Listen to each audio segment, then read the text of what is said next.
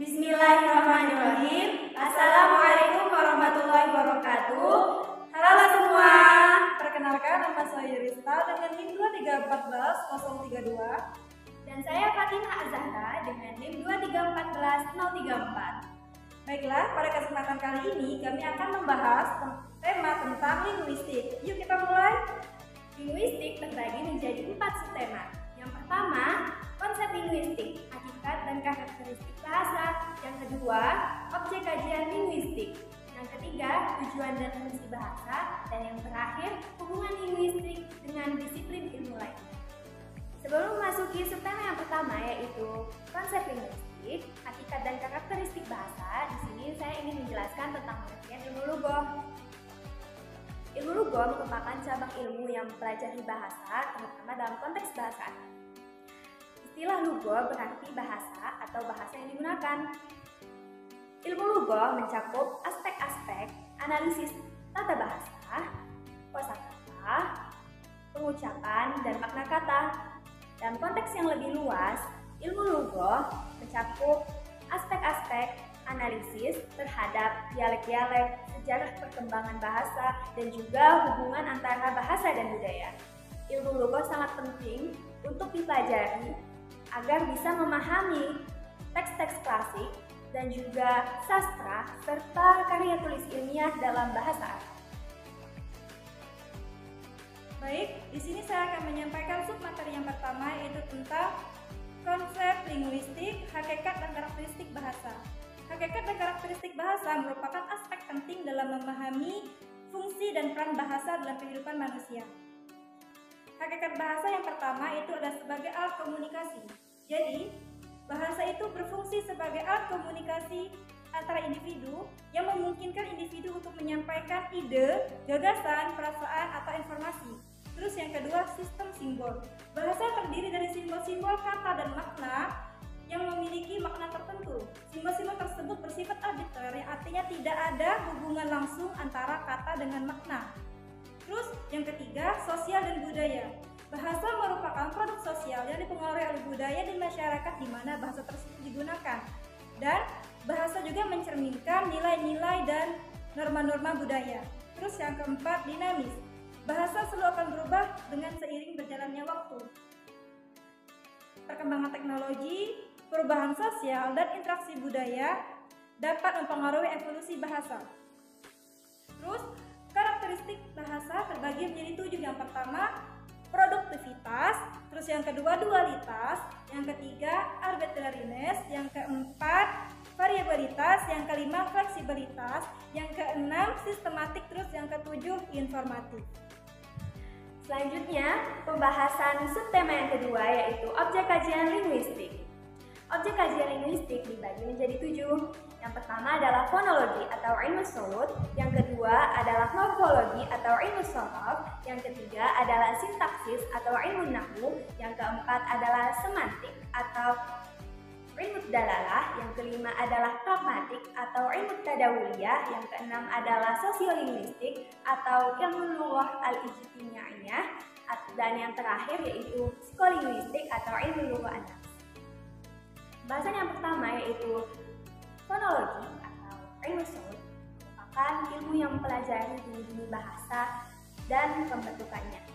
Dalam bahasa Arab, ilmu solut lebih fokus pada makhraj atau tempat keluarnya bunyi dan sifat-sifatnya. Contoh huruf qaf dan huruf kaf. Kemudian yang kedua adalah morfologi atau ilmu sorof. Morfologi atau ilmu sorof adalah ilmu yang mempelajari struktur-struktur kata dan pembentukan kata dari sebuah akar kata.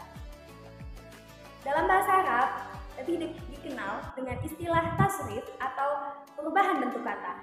Contoh, kataba artinya menulis, berubah menjadi katibun, penulis. Kemudian yang ketiga yaitu sintaksis atau ilmu nahwu. Sintaksis atau ilmu nahwu adalah ilmu yang mempelajari tata susunan kalimat, hubungan kata dalam kalimat, dan aturan-aturan gramatikal yang mempengaruhi kata dalam konteks kalimat. Contoh, at-thalibu katabat darsa. Siswa menulis pelajaran. Kemudian yang keempat adalah Semantik atau ilmu dalalah. Semantik atau ilmu dalalah adalah ilmu yang mempelajari makna kata dan bagaimana makna tersebut bisa berubah sesuai pada konteksnya. Contoh, kata anmu. Kemudian yang kelima adalah pragmatik atau ilmu tadawuliyah. Pragmatik atau ilmu tadawuliyah adalah ilmu yang mempelajari penggunaan bahasa dalam konteks sosial dan bagaimana makna tersebut ditentukan oleh situasi komunikasi. Contoh, kaifa haluk. Kemudian yang keenam, sosiolinguistik atau ilmu lugha al-ijtimaiyah. Sosiolinguistik atau ilmu lugha al-ijtimaiyah merupakan ilmu yang mempelajari hubungan antara bahasa dan juga masyarakat. Contoh, dalam bahasa Arab terbagi menjadi dua, yaitu bahasa klasik atau fushah dan kedua adalah bahasa dialek atau amiyah. Dalam bahasa Arab fushah, mobil bahasa Arab fushahnya adalah sayyarah. Namun dalam bahasa Arab amiyah Mesir, mobil dalam bahasa Arab amiyah Mesir adalah arabiyah. Dan yang terakhir, yang ketujuh adalah psikolinguistik atau ilmu lugha an-nafs. Psikolinguistik atau ilmu lugha an-nafs merupakan ilmu yang mempelajari bagaimana bahasa diperoleh dan diproses oleh otak manusia dan bagaimana cara kita mempelajari bahasa dari kecil hingga dewasa. Contohnya adalah bahasa ibu. Baik, di sini saya akan menyampaikan submateri yang ketiga yaitu tentang tujuan dan fungsi bahasa.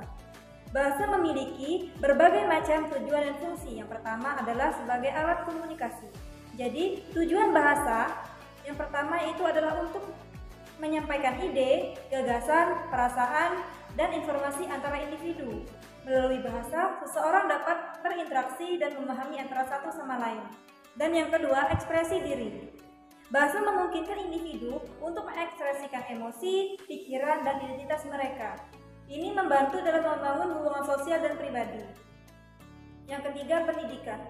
Bahasa digunakan sebagai alat untuk menyampaikan informasi dan pengetahuan dalam konteks pendidikan. Dengan adanya bahasa, kegiatan belajar mengajar dapat berjalan dengan lancar. Yang keempat, pengembangan budaya. Bahasa digunakan sebagai media untuk mentransmisikan nilai-nilai tradisi dan budaya dari generasi ke generasi. Ini membantu dalam pelestarian identitas budaya. Pembahasan subtema yang terakhir adalah hubungan linguistik dengan disiplin ilmu lainnya. Hubungan linguistik dengan disiplin ilmu lainnya itu mencakup 8, yaitu yang pertama ilmu fikih, yang kedua ilmu tafsir, yang ketiga ilmu nahwu, yang keempat ilmu balaghah, yang kelima ilmu ushul fiqih, yang keenam ilmu sosiolinguistik, yang ketujuh ilmu psikolinguistik, dan yang terakhir adalah ilmu tarikh atau sejarah. Baik, mungkin cukup sekian yang dapat kami sampaikan. Kalau lebihnya kami mohon maaf. Kepada Allah kami mohon ampun.